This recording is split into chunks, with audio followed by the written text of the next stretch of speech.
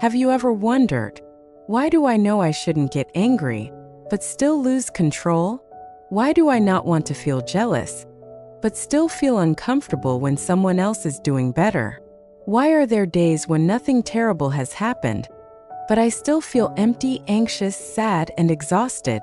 If you've ever felt this way, maybe the problem isn't that you're weak. Maybe you're not too sensitive. Maybe no one ever taught you how to understand your own emotions. Most of us were taught to control our emotions. Don't cry. Don't get angry. Don't be jealous. Don't be afraid. Don't let people see that you're vulnerable. But the more we suppress our emotions, the more they find a way to come back. They come back in an angry text message, in a sentence that hurts someone we love, in a sleepless night full of overthinking, in a kind of tiredness we can't even explain. The book we're exploring today is built around one simple but powerful idea. Emotions are not your enemy. Emotions are signals. If you learn how to read those signals, you can live with more calm and clarity. If you don't, your emotions will keep pulling you in directions you never meant to go. The Chinese philosopher Wang Yangming once said, "It is easy to catch thieves in the mountains. It is hard to catch thieves in the heart." And many of those thieves in the heart are simply our most human emotions: anger, envy, shame, sadness, fear, desire, and attachment. So today, we're going to look at 7 basic emotions that follow us throughout life. Not to destroy them, not to deny them, but to understand them, name them, and turn them into strength. First, imagine there is a pill called Soma. If you take it, you will always remain calm. If someone insults you, you won't get angry. If you lose money, you won't feel pain. If someone betrays you, you won't feel sad. Even in the middle of chaos, your face will stay as still as a quiet lake. Sounds tempting, doesn't it? But if all your emotions disappeared, you would lose far more than pain. You might no longer be easily hurt, but you would also struggle to love deeply. You might no longer feel sorrow, but you would also find it harder to feel joy. You might look calm, but inside you could become indifferent. You might stop being shaken by emotion, but you could also lose the ability to truly connect with other people. So the goal is not to become emotionless. The goal is to become someone who can feel deeply, without being controlled by what they feel. Every emotion has 3 parts. First, the body. Your heart beats faster. Your breathing changes. Your face tightens. Your hands clench. Second, your thoughts. When you're angry, you only see what the other person did wrong. When you're sad, you remember everything that hurts. When you're afraid, you exaggerate the danger. And third, your behavior. You say something harsh. You go silent. You avoid. You control. You give up. If you don't recognize these 3 parts, you may think, "This is just who I am." But often it's not who you are. It's just an emotion passing through you. The first emotion is anger. Anger can damage a relationship in a matter of seconds. A calm person can become someone completely different when anger takes over. They slam doors. They say cruel things. They send a message they immediately wish they could take back. But there is another kind of person. They never show their anger. They swallow it. They say, "It's fine." They smile politely. But inside, resentment keeps building. Exploding is not healthy. Suppressing is not healthy either. A better question is, what is this anger trying to tell me? Most of the time, anger appears when something happens against your expectations. You feel disrespected. You feel violated. You feel that your values have been crossed. Or more deeply, you believe that someone should have acted the way you wanted. Here is a difficult truth. Many times, we only allow ourselves to become truly angry with people we believe will not leave us. We shout at family because we think they will forgive us. We speak harshly to people under our authority because we think they have to tolerate it. We act cold towards someone who loves us because we assume they will stay. But no one is impossible to lose. Some people leave with their feet. Others leave silently, even while they are still standing right next to you. So when anger rises, try 4 things. First, pause before you react. Don't text when your hands are shaking. Don't post when your mind is burning. Don't make a major decision at the peak of emotion. Second, talk about the behavior, not the person's identity. Instead of saying, "You are always irresponsible," say, "This made me feel disrespected." Third, question your belief. Is it really true that this person must act exactly the way I expect? Is there a chance I'm misunderstanding the situation? Fourth, if you cannot calm down, leave the situation for a moment. Not to escape, but to prevent a temporary emotion from becoming a permanent wound. Anger is not evil. It becomes dangerous only when we use it to punish other people. The second emotion is envy. Envy is a quiet emotion. It doesn't shout like anger. It happens silently inside. You see a friend your age buying a house, a coworker getting promoted, someone who used to be behind you suddenly becoming more successful. On the outside you smile, but inside a small voice says, "Why not me?" Envy does not make you a bad person. It simply reveals that there is something you also desire. The real question is, how do you respond to it? Some people feel envy and sink into self-pity. "I'm not good enough. That will never happen for me." Some people feel envy and attack. "They just got lucky. They're not that special." But some people turn envy into information. If seeing this bothers me, maybe it points to something I want. What do I need to learn? What do I need to change? What do I need to start doing? That is healthy envy. It does not pull other people down. It pulls you upward. The next time you feel envy, try admitting it honestly. "Yes, I'm feeling envious." Once you name the emotion, it loses some of its power. Then ask yourself, what do I truly want here? What is this person's success showing me about a part of my life I want to improve? Don't use envy as a reason to hate someone. Use it as a map pointing toward what you secretly desire. The third emotion is joy. This may sound strange, but many people don't know how to live with joy.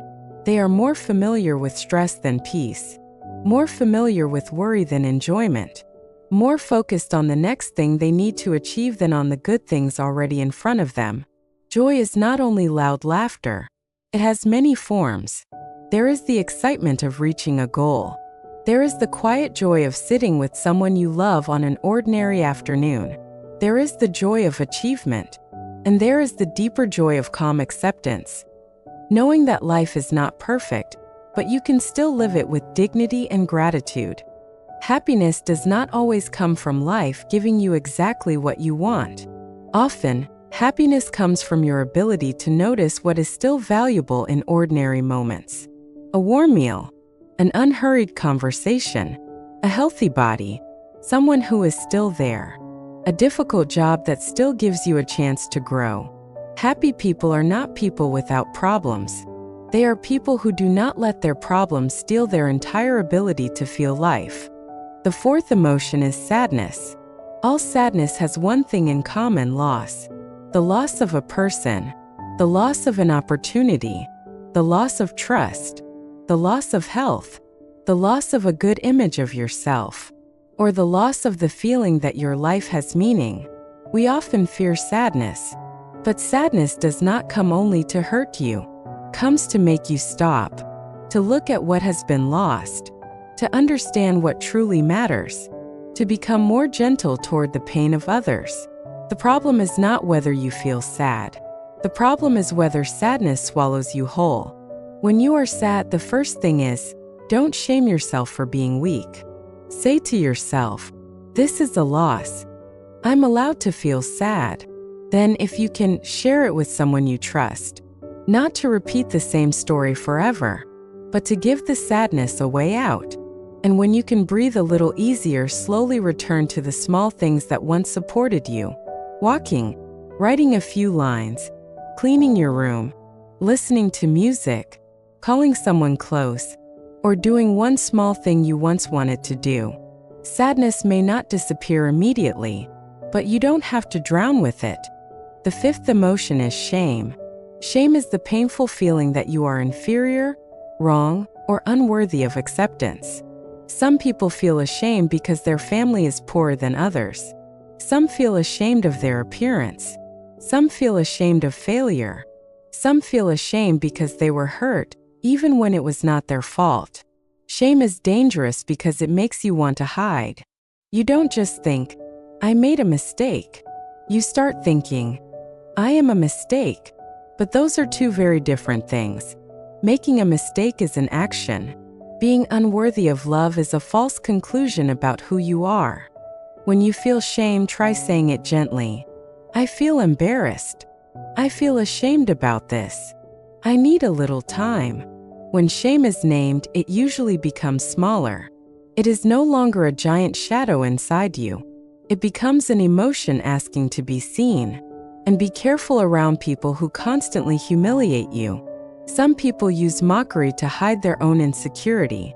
You can understand them, but you do not have to stand still and let them keep hurting you. The sixth emotion is jealousy and love. Jealousy usually appears when you feel that a relationship is being threatened. It can come with fear, anger, sadness, and even shame. A little jealousy can be very human. It may show that you care. But when jealousy turns into control, it begins to destroy love. Checking someone's phone, forbidding them from meeting certain people, constantly doubting them, putting them down so they won't leave.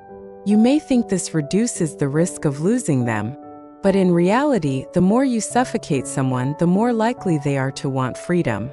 If you often feel jealous, don't only ask, can I trust this person? Also ask, have I been betrayed before? Am I afraid I'm not enough? Do I believe that if I don't control things, I will be abandoned? Sometimes jealousy is not really about the present. It is about an old wound that has not healed. Love needs closeness, but it also needs space.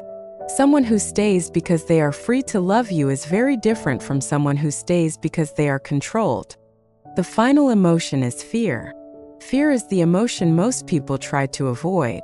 Fear of failure, fear of rejection, fear of losing money, fear of being alone, fear of speaking in public, fear of starting over, fear of not being good enough.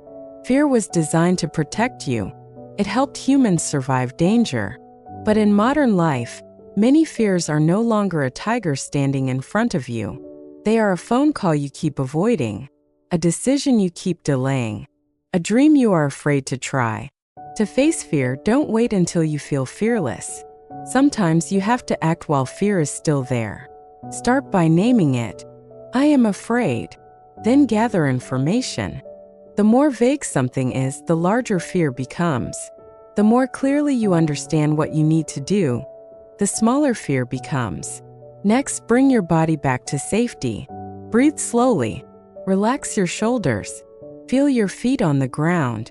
Remind yourself, right now I am safe. And finally, approach the fear little by little. If you are afraid of public speaking, don't begin with a large stage. Begin by speaking in a small group. If you are afraid of failure, don't bet your whole life on one attempt. Create a small experiment safe enough for you to learn from. Courage is not the absence of fear. Courage is moving forward while staying conscious and grounded. In the end, these 7 emotions are not 7 enemies. They are 7 doors. Anger shows you your boundaries. Envy shows you what you desire. Joy reminds you that life is still worth feeling. Sadness reveals what truly mattered. Shame points to where you need self-respect and healing. Jealousy reveals the fear of being left behind. Fear tells you to prepare, but not to let it drive your life. You do not need to become someone who is always calm. You do not need to hate the vulnerable parts of yourself. What you need is to learn how to say to your emotions, I see you. I understand that you are trying to protect me, but I will decide how I act. A mature person is not someone who no longer has emotions. A mature person is someone who can feel deeply without becoming a slave to what they feel. And maybe real freedom begins at that exact moment. When you stop running away from yourself, sit down, listen, and learn to live in harmony with everything happening inside you. Thank you for listening. If this video helped you understand yourself a little better, save it, share it with someone who may need it, and stay with us for the next video.